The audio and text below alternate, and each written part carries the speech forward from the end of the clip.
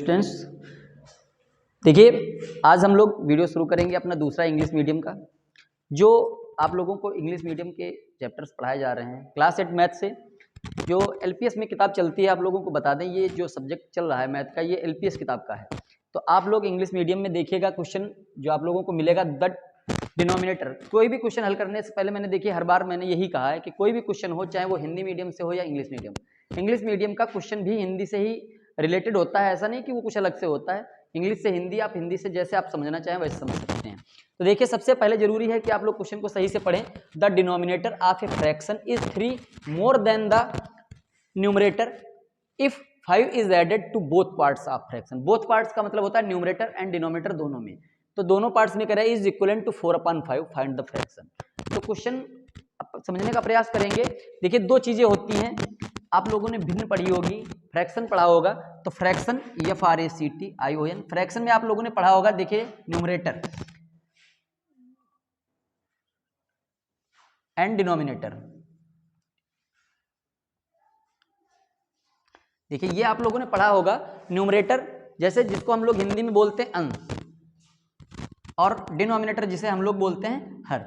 तो इंग्लिश में देखिए फ्रैक्शन का मतलब होता है भिन्न। जब कोई भी भिन्न होती है तो उसमें न्यूमरेटर जो होता है उसे हम अंश कहते हैं, और जो डिनोमिनेटर होता है उसे हम क्या कहते हैं, हर कहते हैं। हिंदी भाषा में अगर देखा जाए तो इसको अंश बटा हर कहा जाता है, और इंग्लिश में अगर देखा जाए तो ये न्यूमरेटर अपॉन डिनोमिनेटर कहलाता है। ठीक है, तो एक क्वेश्चन जो सामने आप लोगों के लिखा हुआ है, जिसमें आप लोग देखेंगे, कह रहा है कि the denominator of a fraction is 3 मोर। कह रहा है एक फ्रैक्शन है जिसका डिनोमिनेटर 3 अधिक है। 3 मोर देन यानी कि 3 अधिक है किससे, न्यूमरेटर से। न्यूमरेटर से डिनोमिनेटर 3 ज्यादा है, अधिक है। और कह रहा है यदि 5 is added to both parts, यदि 5 दोनों पार्ट्स में यानी कि न्यूमरेटर एंड डिनोमिनेटर दोनों में अगर 5 जोड़ दिया जाए, ऐड कर दिया जाए, तो वो जो भिन्न होती है यानी कि जो फ्रैक्शन होता है वो किसके बराबर हो जाता है, इक्वलेंट टू 4/5, यानी कि 4/5 के वो इक्वल हो जाता है। तो कह रहा है वो फ्रैक्शन ज्ञात कीजिए। देखिए बहुत सिंपल सा सवाल है। अगर हिंदी भाषा में इसको समझेंगे कि एक भिन्न है जिसका हर जो है वो अंश से 3 ज्यादा है, और ये दोनों में 5 जोड़ देते हैं तो वो भिन्न 4/5 हो जाती है।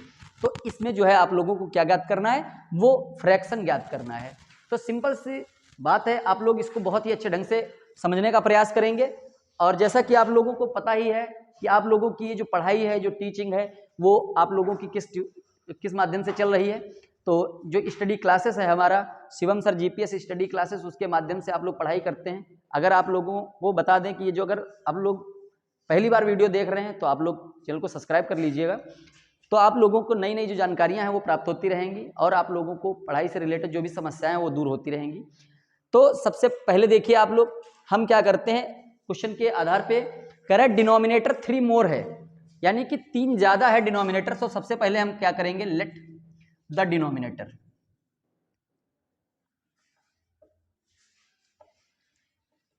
x, डिनोमिनेटर हम ले लेते हैं x। तो अब देखिए डिनोमिनेटर अगर हम x लेंगे तो क्या है, न्यूमरेटर से 3 ज्यादा है, न्यूमरेटर से 3 ज्यादा है। तो चाहे तो आप लोग देखिए दो स्थितियां हैं, दोनों स्थितियों में आप लोगों को हम समझाने का प्रयास करेंगे। डिनोमिनेटर अगर ले लेते हैं आप x, तो क्या हो जाएगा, न्यूमरेटर इसका क्या हो जाएगा, 3 कम हो जाएगा, यानी कि x-3 हो जाएगा। समझ में आ रहा है सभी के। तो x-3 अगर हम लेते हैं न्यूमरेटर तो हमारी भिन्न हो जाएगी। अगर हम यहां पर मान लीजिए, यहां पर डिनोमिनेटर हमने नहीं लिया, न्यूमरेटर ले लिया, यानी UMERATOR, न्यूमरेटर हमने x ले लिया, तो हमारा डिनोमिनेटर क्या हो जाएगा, DENOMINATOR, क्या हो जाएगा, x+3। देखिए मोर देन 3, आप लोग समझिएगा बात को। इंग्लिश में देखिए कोई बहुत हुआ नहीं होता है, वो बहुत से लोग सोचते हैं कि इंग्लिश मीडियम है बहुत ही कठिन होगा, ऐसा कुछ नहीं होता है। न्यूमरेटर x है तो डिनोमिनेटर क्या हो जाएगा, x+3 हो जाएगा। 3 हमने ज्यादा कर दिया क्वेश्चन के अकॉर्डिंग। अब देखिए कह रहा है तो हमारा फ्रैक्शन क्या हो जाता है। सबसे पहले देखिए जब हमारे पास न्यूमरेटर है डिनोमिनेटर है, तो सबसे जरूरी बात क्या है, फ्रैक्शन हो जाएगा हमारा x/x+3। यही हमारा फ्रैक्शन हो जाएगा जो हमको निकालना है क्वेश्चन के हिसाब से। तो अब फ्रैक्शन हो गया x/x+3। अब हम क्या करना है, अगली देखिए शर्त क्या है, 5 is added to both parts. Both का मतलब दोनों हिस्सों में, न्यूमरेटर और डिनोमिनेटर में कह रहा है कि हम 5 ऐड कर देते हैं। तो देखिए अकॉर्डिंग टू द क्वेश्चन, समझने का प्रयास करिएगा आप लोग, स्टेप बाय स्टेप देखिए। आप लोगों को बताया जा रहा है x अपान x प्लस 3 बोथ पार्ट्स में ऐड कर देंगे 5। तो आप लोग देखिए बोथ पार्ट्स में 5 5 ऐड कर दिया तो ये इक्वलेट किसके हो गया 4 अपान 5। ये 4 अपान के 5 के इक्वल हो गया। अब देखिए सॉल्व करते हैं इसको। x प्लस 5 अपान 5 3 ऐड कर देंगे तो 8 हो जाएगा। तो ये हो जाएगा x प्लस 8 इक्वल टू 4 अपान 5। देखिए यहाँ से आप लोगों को बताया गया होगा क्रॉस मल्टीपल एक रूल होता है, आप लोगों को पढ़ाया जाता है हिंदी में, तिर्यक गुणा कहते हैं। तिर्यक गुणा या क्रॉस मल्टीपल, इस तरीके से इसकी इससे गुणा करा देते हैं। तो ये हो जाएगा 5x प्लस 5 5 जा 25 इक्वल टू 4x प्लस 4 8 जा 32। समझ में आ रहा है क्रॉस मल्टीपल का मतलब? 5x plus 25 4x plus 32।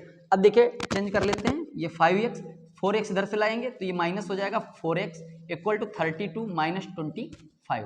5x से 4x को निकाल देते हैं तो ये बचता है x इक्वल टू 32 25 कितना बचेगा 7।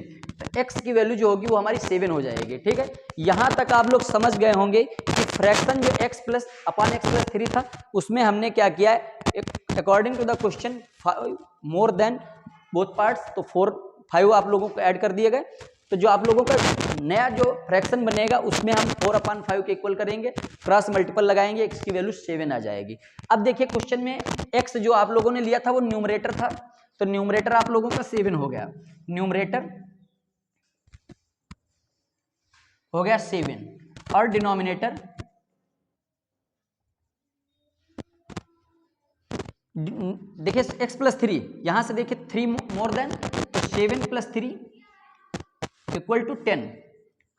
अब देखिए न्यूमरेटर 7 आ गया, डिनोमिनेटर 10 आ गया, तो अब यहां से हमको मिल जाएगा क्या फ्रैक्शन, FRACTION फ्रैक्शन हो जाएगा 7 अपान 10।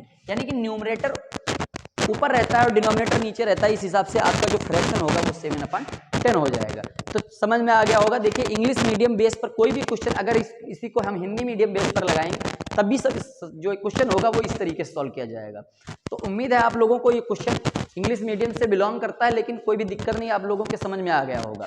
ठीक है, हम भी जानते हैं कोई भी बच्चा इंग्लिश मीडियम पढ़ रहा है तो वो ऐसा नहीं कि वो सब कुछ इंग्लिश में ही बात करता है, सब कुछ इंग्लिश में ही बोलता है, उसको हिंदी से कोई लेना देना नहीं है। आप लोग हिंदी भी साथ में यही बोलते हैं, समझते हैं, हमने देखा भी है बच्चों को। तो उम्मीद है आप लोगों को इस हिसाब से समझ में आया होगा। तो अगर आप लोगों को वीडियो पसंद आया हो तो लाइक कर दीजिएगा और हमारे साथ जुड़े रहिएगा आप लोग। ये बात आप जो जरूर ध्यान रखिएगा, क्योंकि यहाँ से आप लोगों की समस्याओं का समाधान बहुत ही अच्छी तरीके से करने का प्रयास किया जाता है और हमारी ये कोशिश रहती है कि आप लोग अच्छे से पढ़ाई करें, अच्छे अंक प्राप्त करें और आगे चल कर के अच्छी पोजीशन प्राप्त करें। और हमारा क्या, हमारे जैसे बहुत से टीचर्स आप लोगों को जो पढ़ाते हैं उनकी भी यही सोच रहती है कि आप लोग अच्छे से पढ़ाई करके आगे निकलें। तो आज के वीडियो में इतनी सी बात करेंगे, लेकिन जल्द ही आप लोगों के एक नए वीडियो के साथ मिलेंगे। तब तक के लिए